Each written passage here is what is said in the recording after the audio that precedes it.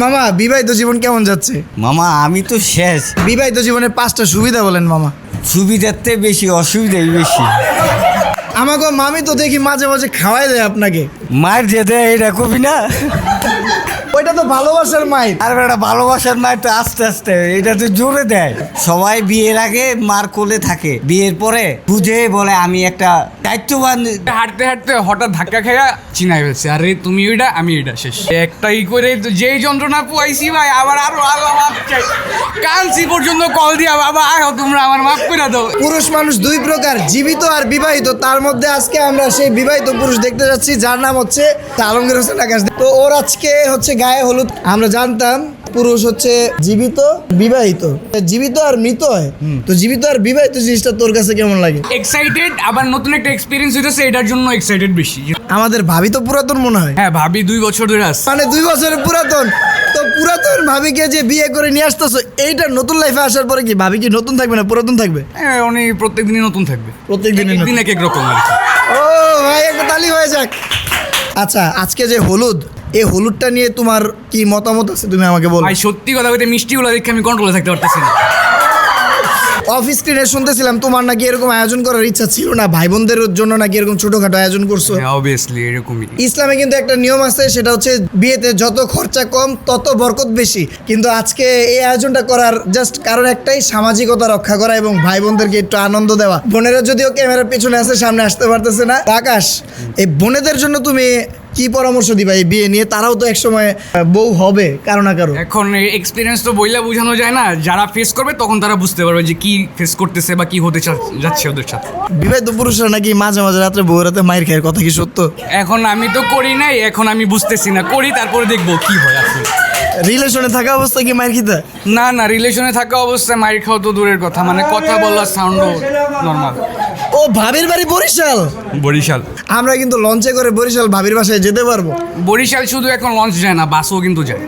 আমাদেরকে কি বাস স্পন্সর করবেন ভাবির বাসায় যাওয়ার জন্য? বাস তো নর্মালি যাতায়াত করি, লঞ্চে যেমন নতুন এক্সপিরিয়েন্স, মানে ভালো লাগবে ফিল্ডটা আর কি। কেন আগে লঞ্চে যান নাই রিলেশনের সময়?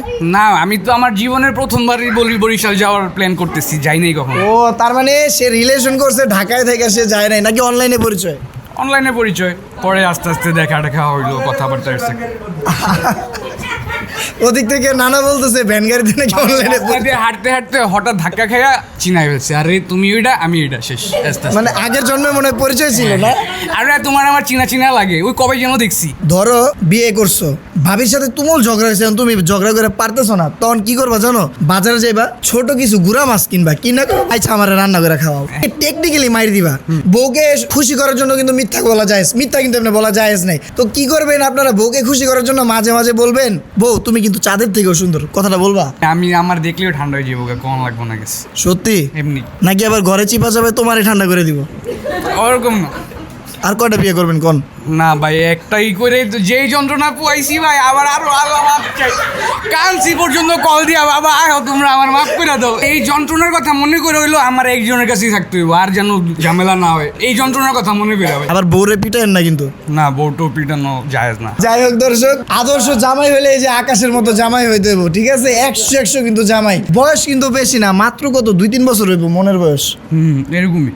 আচ্ছা মনের বয়স বলতে হলো কি, রিলেশন যেদিন থেকে শুরু হয়েছে সেদিন তার ভিতরে মন ঢুকছে, নাহলে প্রেম ভাব জাগতো না কিন্তু। আচ্ছা দেখ আকাশ, তোর লোকের কথা বলতে বলতে মামাও চলে আসছে। আচ্ছা এখানে মামা কিন্তু এক্সপিরিয়েন্স লোক, আর এখানে হচ্ছে আমাদের রেদওয়ান, আমাদের ছোট ভাই, নন এক্সপিরিয়েন্স লোক। মানে তোর মধ্যে অবস্থা, তোর পরের সিরিয়াল রেদওয়ান। আচ্ছা রেদওয়ান কেমন আছোস? এই তো আছি আলহামদুলিল্লাহ, তুমি কেমন আছো? এই তো আলহামদুলিল্লাহ। এখন আকাশের পরে তো তোর সিরিয়াল, এখন তোর অনুভূতি কি তোরে যখন বিয়ে করাবে?